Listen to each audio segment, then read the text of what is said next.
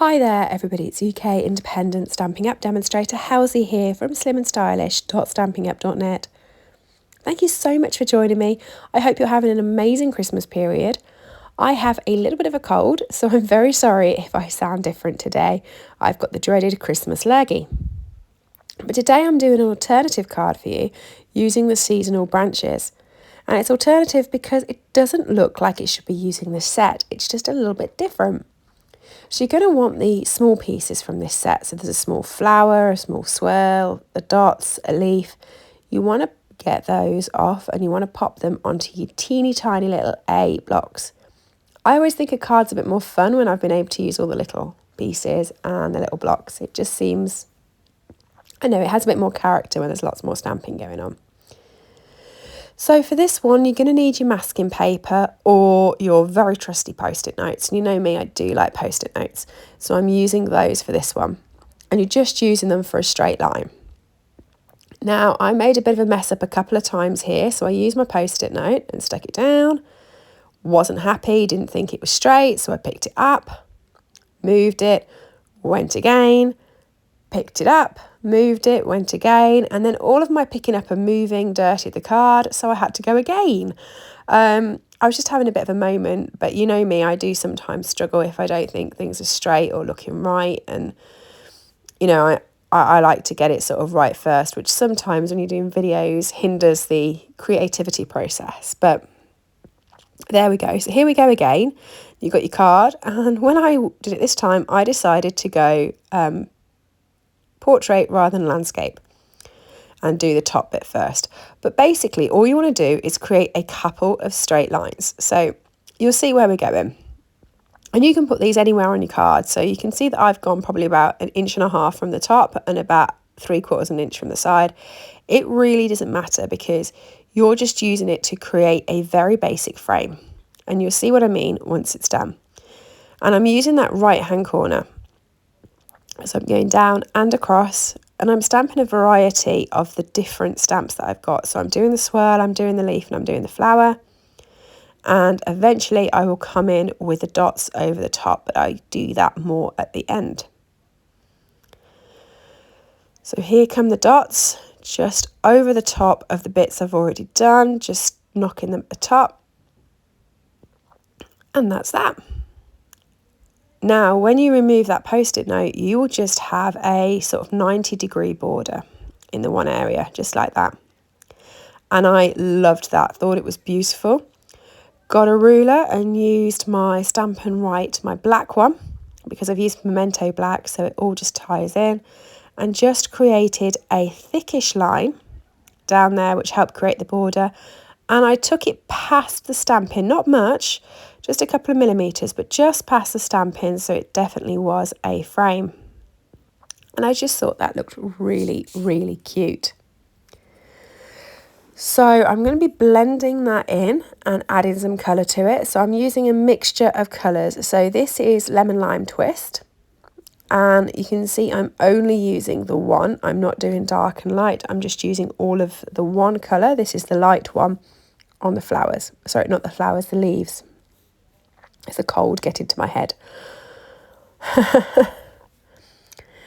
Then I'm going to be picking up with a bubble bath, light and dark for the big flowers. And I'm also doing a little bit of the swirls with that as well. So I can just get that colour onto the page. I've just done the dark with a dot, and then I've gone over with the light to blend it in, and you can see that that's where I've just done that swirl detail as well.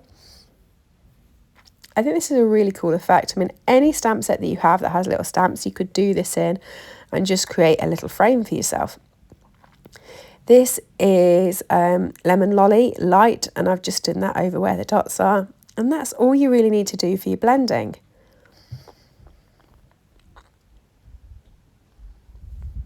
So now I'm looking at sentiments to add into the middle of that frame piece. And I've picked this one and just trying to work out where I want to pop it. So ink it up and stamp it down.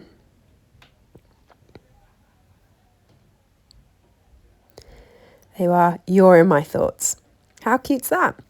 Now this card could have easily stopped here, but I just fell in love with that frame detail at the top and wanted to do something similar. So I then added my trusty post-it note back onto the page, a little bit more towards the edge, but you can do these wherever you want. And of course, it doesn't matter what sentiment you've got, you can work this round.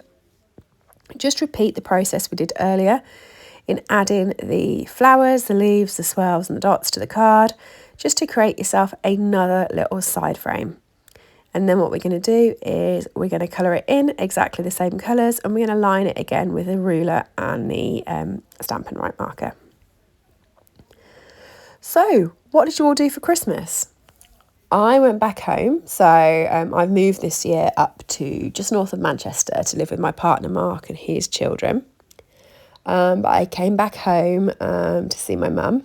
She's just in the outskirts of Birmingham, Solihull. So I spent Christmas down there. My brother works in a really small sort of microbrewery, so we went down there for Christmas Eve, had a nice Christmas Eve, a lovely Christmas day, lots and lots of food, before heading back up north again, so it was really nice. And then in between, obviously got some crafting done. Obviously, got to do a bit of crafting through the holidays, right? But there you go. So I did forget when I did this about adding the dots back in, so you can add them in at any time. Added those in, got my bubble bath on them, my lemon lolly, and then in with lemon lime twist. So let me know in the comments below what you got up to for Christmas. I like reading what other people do and hope you all had a great time. Let me know if Santa delivered you any crafting goodies as well. That's always good to know, isn't it? So we've got a new catalogue coming out at the start of January, so I treated myself to some crafting goods, obviously, from there, so that I can bring you some more videos. So once you've done that, you can add it to your card base. So like I said, the front was 10.5 centimetres by 14.8 centimetres. So it's the same size, and then you can just mount this straight on top using your seal. Get that stuck on and stuck down. There we are. And then you can use any sort of embellishments that you like to jazz this up if you wanted to, or you can leave it plain. It's really up to you. I do think it's one that suits plain, but you know me, I do like to add a little bit of embellishments on it. So I had to have a little play through, and I got out iridescent rhinestones for that and added a few on there. And that's my finished card. Can you see why I called it alternative? I love it, but I don't think it's very obvious with the set that it's used or anything else. It's just a different way of using those stamps and getting more out of them. Thanks for joining me today. I will see you all soon. If you are new to my channel, please do subscribe, and I will see you all again soon. Have a lovely day all. Bye.